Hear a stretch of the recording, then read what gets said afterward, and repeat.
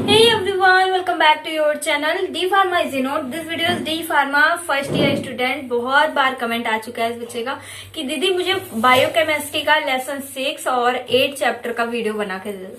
तो टाइम नहीं मिल पा रहा था और मैंने आपके कमेंट का रिप्लाई दे दिया था। इस वजह से मुझे मतलब कमेंट का जिस बच्चे का रिप्लाई चला जाता है तो मेरे को दिखना मेरी तरफ से नोटिफिकेशन उसका हट जाता है, ठीक है। तो ऐसा होता है। तो उस बच्चे ने फिर से कमेंट किया था तो मैंने कहा कि हाँ मुझे याद आया कि इस बच्चे का पहले भी एक बार कमेंट आ चुका है, मुझे जरूर इस टॉपिक का वीडियो बनाना चाहिए, ठीक है। तो आइए देखते हैं आज लेसन 6 जो कि आपके लिए भी काफी ज्यादा हेल्पफुल हो सकता है। हिंदी इंग्लिश दोनों लैंग्वेज में कैसे लिखना है, एग्जाम की कॉपी में आपको कैसे लिखना रहेगा, सब कुछ बहुत ही आसान भाषा में आपकी दीदी समझाने आ गई है। तो चलिए लेसन 6 न्यू सिलेबस के अकॉर्डिंग बायोकेमिस्ट्री का है आपका, जो कि डी फार्मा सेकेंड ईयर का सिलेबस एंजाइम्स, ठीक है। एंजाइम्स में डेफिनेशन और properties and IUB and BM classification, factor affecting enzyme activity और therapeutic and pharmaceutical importance of enzyme क्या क्या है, इन सभी के बारे में आज हम लोग बात करेंगे, जो कि biochemistry D pharma second year का सिलेबस है। तो फ्रेंड्स अगर आपको वीडियो अच्छा लगे, वीडियो हेल्पफुल लगे तो please I request you like जरूर करिएगा, जिससे जितना सपोर्ट हो सके वो सपोर्ट करिएगा। ज्यादा से ज्यादा अगर आप शेयर कर सकते हो शेयर करो, अगर आप सुपर चैट करना चाहते हो तो बिल्कुल आपके लिए खुला है, सुपर चैट करिए और ज्यादा से ज्यादा सपोर्ट करिए, जिससे जिस तरह से हो सके, ठीक है। तो आइए देखते हैं इस वीडियो को फटाफट। और हाँ, अगर कोई कंफ्यूजन रह गई तो कमेंट ना। तो देखिए यहाँ पे एंजाइम का पूरा सिलेबस, और ये सिलेबस न्यू है, जो न्यू सिलेबस आया है ना आपका 2022 में, वही सिलेबस है आपका, ठीक है। तो चलिए देखते हैं इसका एंजाइम इनहिबिटर के बारे में।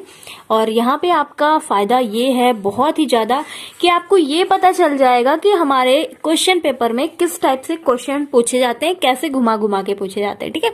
तो देखिए यहाँ पे लिखा हुआ है एंजाइम क्या होता है, ऐसे पूछा जा सकता है आपसे शॉर्ट क्वेश्चन में 3 नंबर में, ठीक है। अगर लॉन्ग क्वेश्चन पूछा जाएगा तो क्या क्या लिखा हो सकता है, देखिए यहाँ पे लिखा हुआ है एंजाइम क्या होता है, एंजाइम्स क्या होते हैं, इनका वर्गीकरण मतलब क्लासिफिकेशन कीजिए, विभिन्न प्रकार के एंजाइम को अवरोध मतलब कि एंजाइम इनहिबिटर की उपयुक्ति उदाहरण सहित व्याख्या कीजिए, ठीक है। तो इसके बारे में लिखा हुआ है, पूरा ऐसा कुछ बताना है। तो ये लॉन्ग क्वेश्चन है और बहुत ही अच्छा नंबर पाने वाला, ठीक है।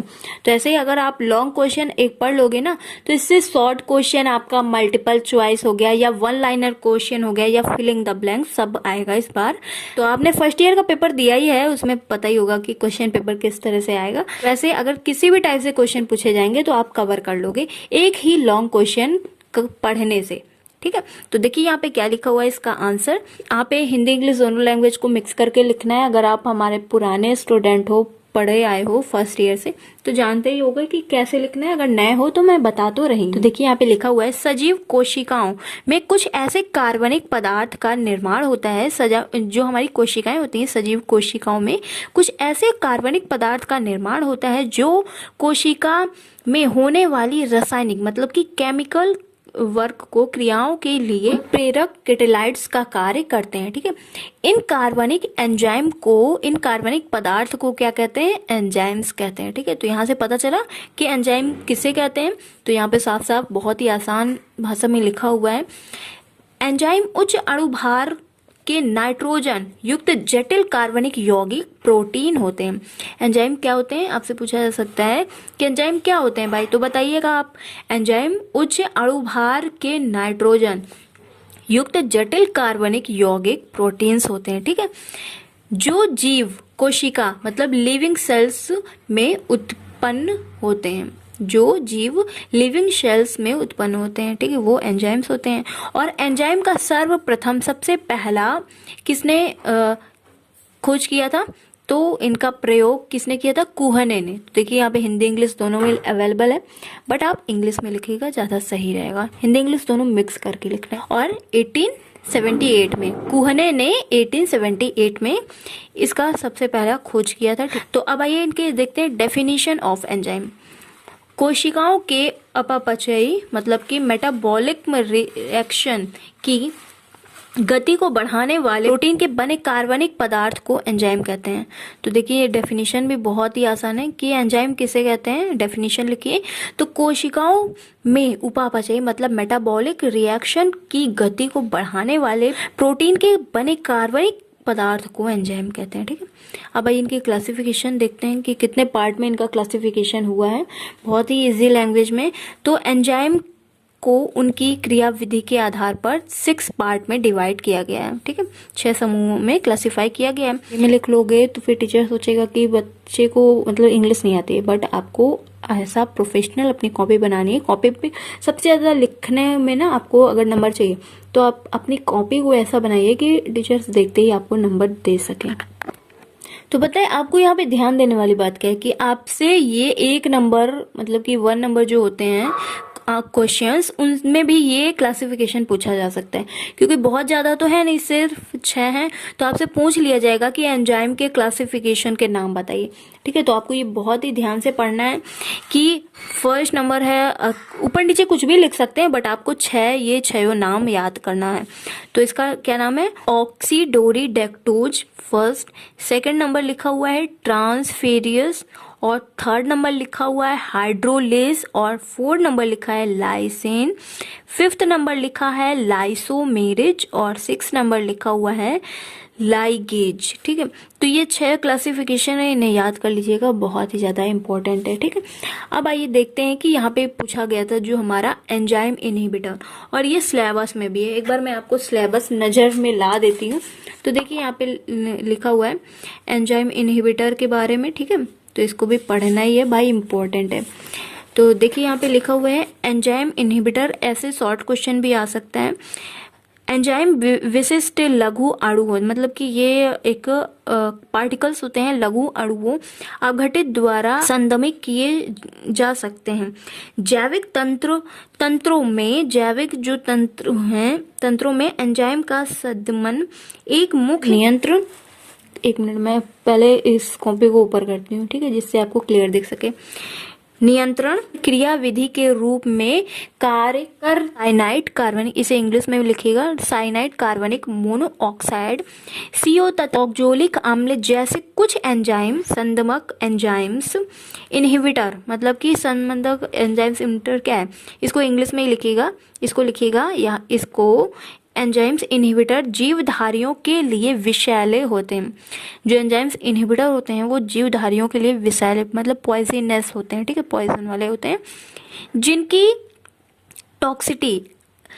टॉक्सिटी एंजाइम अभिक्रिया में इनहिबिट करने की क्षमता के कारण होती है।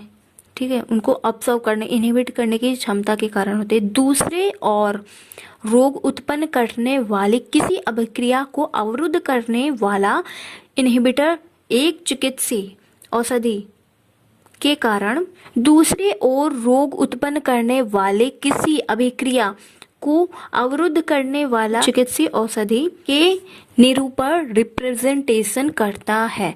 ऐसा विश्वास किया जाता है कि बैक्टीरिया मारने अथवा प्रजनन रोकने में सल्फोनाइड यहाँ इंग्लिश में भी लिखा हुआ, सल्फोनाइड की क्रिया बैक्टीरिया कोशिकाओं के अंदर एंजाइम तंत्र में इस प्रकार इंटरफेरेंस के रूप में ही नहीं, एंजाइम इनहिबिटर एंजाइम की क्रिया विधि परिज्ञात मतलब इनसिट प्रदान करता है। प्रत्येक स्थल मतलब प्रत्येक सैटेलाइट्स के स्थान के कुछ प्रबलता परिणाम एंजाइम विशिष्ट इनहिबिटर के अध्ययन से प्राप्त होते हैं। विशिष्ट इनहिबिटर का तात्पर्य उन यौगिक से है जो कि किसी एंजाइम के साथ इस की एंजाइम और क्रियाधार समान संयोजन रुक जाता है और प्रत्येक अभिक्रिया बंद हो जाती है। एंजाइम इनहिबिटर 2 प्रकार के होते हैं, एक होता है उत्क्रमणीय, दूसरा होता है अनुत्क्रमणीय। तो उत्क्रमणीय को रिवर्सिबल एंजाइम कहते हैं और अनुत्क्रमणीय को इनरिवर्सिबल इनहिबिटर कहते हैं। ठीक है, तो आइए देखते हैं इसके बारे में, इनरिवर्सिबल, इसके दोनों क्लासिफिकेशन के बारे में, इनरिवर्सिबल और रिवर्सिबल के इनहिबिटर के बारे में। इस प्रकार के इनहिबिटर में तथा एंजाइम शीघ्र ही इक्विलिब्रियम में आ जाते हैं। ठीक है। उत्क्रमणी इनहिबिटर दो मुख्य प्रकार के होते हैं। Number A, competitive and non competitive होते हैं। ठीक है। कॉम्पिटेटिव में क्या होता है, देखिए यहाँ पे लिखा हुआ है, कॉम्पिटेटिव इनहिबिटर में सबस्टार्स के अनुरूप एक यौगिक होता है जो एंजाइम के सेटेलाइट साइट में परिबद्ध हो जाते हैं, जिनके फलस्वरूप क्रियाधार उसी उत्प्रेरक स्थल के साथ बंधित होने से रुक जाते हैं। एंजाइमक संकुल बनाने की प्रक्रिया को निम्न प्रकार से रिप्रेजेंट किया जा सकता है। ठीक है। एंजाइम को ई से डिनोट किया जाएगा, इनहिबिटर को आई से। ठीक है। एंजाइम इनहिबिटर कॉम्प्लेक्स ई आई, तो इसको आप लर्न कर लीजिएगा, एंजाइम प्लस इनहिबिटर, और ये जो भी निशान है मेरे को याद नहीं आ रहा भाई। ठीक है। इसको बना दीजिएगा, और एंजाइम इनहिबिटर कॉम्प्लेक्स ई आई। ठीक है। ऐसे ही मतलब बनाना पड़ेगा आपको। अब आइए आगे के पेज पे चलते हैं। प्रतिस्पंदक इनहिबिटर में ई आई बना उत्क्रमणी होता है। ठीक है। और सबस्टार्ट तथा सब्सट्रेट के मध्य में एंजाइम के एक ही बिंदु, एक ही का उस पथ, मतलब कि का उस पथ के लिए नियंत्रण कंपटीशन होती रहती है। इसीलिए इस स्थिति को कॉम्पिटेटिव इनहिबिटर कहते हैं। ठीक है। इसीलिए इस स्थिति को कॉम्पिटेटिव इनहिबिटर का नाम दिया गया है। इस स्थिति में उत्प्रेरक अभिक्रिया वास्तविक दर, क्रियाधारा और इनहिबिटर रिलेटिव कंसंट्रेशन पर दृढ़ता से निर्भर करती है। क्रियाधारा सांद्रण बढ़ाने में से इनहिबिटर के रिवर्स किया जा सकता है। ठीक है। प्रतिस्पर्धक इनहिबिटर का सबसे अच्छा उदाहरण कार्सिनिक अम्ल का डिहाइड्रोजिनेशन करने वाले एंजाइम्स ल्यूसेनिक डिहाइड्रेशन पर मोलेनिक अम्ल की क्रिया है। तो ये स्ट्रक्चर है, तो इसको थोड़ा सा लर्न कर लीजिएगा। बस CH इधर दोनों तरफ लगा देना। ठीक है। कार्बन कार्बन, हाइड्रोजन हाइड्रोजन, ऐसे ही करके थोड़ा सा लर्न कर लीजिएगा। और कुछ नहीं है, बस एक मतलब कि आपको एक डिजाइन लर्न होना चाहिए, बस और कुछ नहीं है, कुछ ज्यादा नहीं है लर्न करने को। यहाँ पे COOH ही लिखा हुआ है। ठीक है। फॉर्मिक एसिड है। ठीक। और यहाँ पे देखिए लिखा हुआ है प्रतिस्पंदक इनहिबिटर में मौलिक अम्ल जिनकी आणविक रचना सक्सिनिक अम्ल में बहुत सामान्य होती हैं, सक्सिनिक डिहाइड्रोजन एंजाइम में इनहिबिट कर देता है। ठीक है। और तो यहाँ पे CHO, carbon carbon CHO, क्रियाधारा CHO C2। ठीक है। इसमें 2 बार है, इसमें 1 बार है। ऐसे ही करके देखिएगा, लर्न हो जाएगा आपको। इस उदाहरण से क्रियाधारा सक्सिनिक अम्ल और संबंधक मोलेनिक अम्ल दोनों ही सक्रिय उत्प्रेरक स्थल के लिए प्रतिस्पर्धी करेंगे और एंजाइम सक्रिय कम हो जाएगा। ठीक है। अब देखिए नॉन कॉम्पिटेटिव इनहिबिटर कैसे होते हैं। ये तो हो गया भैया कंपटीशन करने वाला अभी तक जो आपने पढ़ा, और ये है नॉन मतलब कंपटीशन नहीं करने वाला बच्चा है। ठीक है। ये तो देखिए इसको खुद से ही अपने से ही मतलब है, किसी से मतलब नहीं है। तो ऐसा ही होना चाहिए सभी बच्चों को, खुद को अच्छे से समझिए और खुद पे ही अपना विश्वास रखिए। किसी से कंपटीशन, देखिए जो भी टॉपर्स होते हैं बच्चे वो किसी से कंपटीशन नहीं करते हैं, क्योंकि वो सिर्फ अपने पे ध्यान देते हैं और वो इतना आगे हो जाते हैं कि सब उन्हें कहने लगते हैं कि बहुत इंटेलिजेंट है। अब देखिए यहाँ पे लिखा हुआ है नॉन कॉम्पिटेटिव इनहिबिटर। इस प्रकार दमन में संबंधक इनहिबिटर तथा स्टार्ट रचनात्मक रूप में संबंधित नहीं होते वे एक ही समय में एंजाइम के साथ संयुक्त हो सकते हैं। यह हुआ कि इनमें वार्निंग सीड ओवरलैप नहीं करते हैं, क्योंकि इन क्रियाधारा के साथ कोई रचनात्मक समानता नहीं होती है। अतः क्रियाधारा सांद्रता की वृद्धि इस प्रकार से संदमक रिलाइविंग में प्रभावी नॉन कॉम्पिटिटर इनहिबिटर क्रियाधारा से प्रतिवर्ध एंजाइम अणु का अनुपात घटाने के स्थान पर एंजाइम की टर्नओवर संख्या कम करते हुए क्रियाशील होती है। प्रतिस्पर्धक प्रकार तुलना में यह माना जा सकता है कि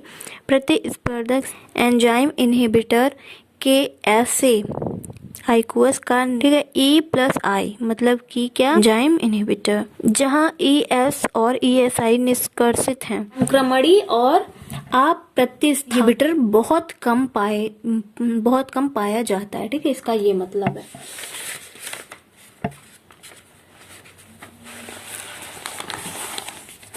और यहाँ पे देखिए इनरिवर्सिबल इनहिबिटर के बारे में क्या बताया गया है। इस प्रकार के संबंधक एंजाइम के साथ संयोजक रूप का कोवेलेंटी संलग्न होते हैं अथवा इनकी दृढ़ता में परिबंध रहता है। एंजाइम में इसका बहुत कम विघटन होता है। तंत्रिका आवेग में ट्रांसमिशन ऑफ नर्व इम्पल्स में महत्वपूर्ण भूमिका निभाते हैं। एंजाइम एसिटाइल कोलिनेस्टरेज पर नर्व गैस पॉइजन की क्रिया अनुत्क्रमणीय संदमन का एक उदाहरण है। इस विषयों में TIPE एंजाइम के क्रिया सक्रिय पर स्थित एक विशेष सेरीन अवशेषोपाइल फॉस्फेरिल एंजाइम बनाते हैं। ठीक है, और ये इसका स्ट्रक्चर हो गया। भैया याद करना पड़ेगा किसी तरह, आपको याद कर लीजिएगा किसी तरह। ठीक है, क्योंकि इसको याद करेंगे तो आपका एग्जाम का कॉपी भी थोड़ा कवर होगा और नंबर मिलने के चांस भी बहुत रहते हैं। तो ये हुआ आपका एंजाइम के बारे में। तो फ्रेंड्स, आई होप आपको अच्छे से समझ में आया होगा। तो कंप्लीट किया हम लोग ने यहाँ पे एक लॉन्ग क्वेश्चन जो कि काफ़ी ज़्यादा इम्पॉर्टेंट है, और ये जो 6 लेसन है वो भी बहुत ज़्यादा इम्पॉर्टेंट है, क्योंकि ये जो टॉपिक है एंजाइम वाला ना, सिर्फ इसी में नहीं, ये हमारे फर्स्ट ईयर में भी कवर हुआ था और भी मतलब कि ये इम्पॉर्टेंट है, तो इस वजह से सेकेंड ईयर में भी रिपीट किया गया है। तो फिर आई होप आपके लिए वीडियो काफ़ी ज़्यादा हेल्पफुल रहा होगा, और इसका सेकेंड पार्ट मैं अपलोड कर दूंगी। वीडियो बहुत लंबी हो गई थी, इस वजह से अब मैं यहीं पे रोकती हूँ वीडियो को। इसका सेकंड पार्ट भी आपको मिल जाएगा। Thank you. वीडियो कैसा लगा सपोर्ट ज़रूर करिएगा, आपकी मुझे बहुत ज़्यादा ज़रूरत है। Thank you. Take care, I meet next video. Bye bye guys.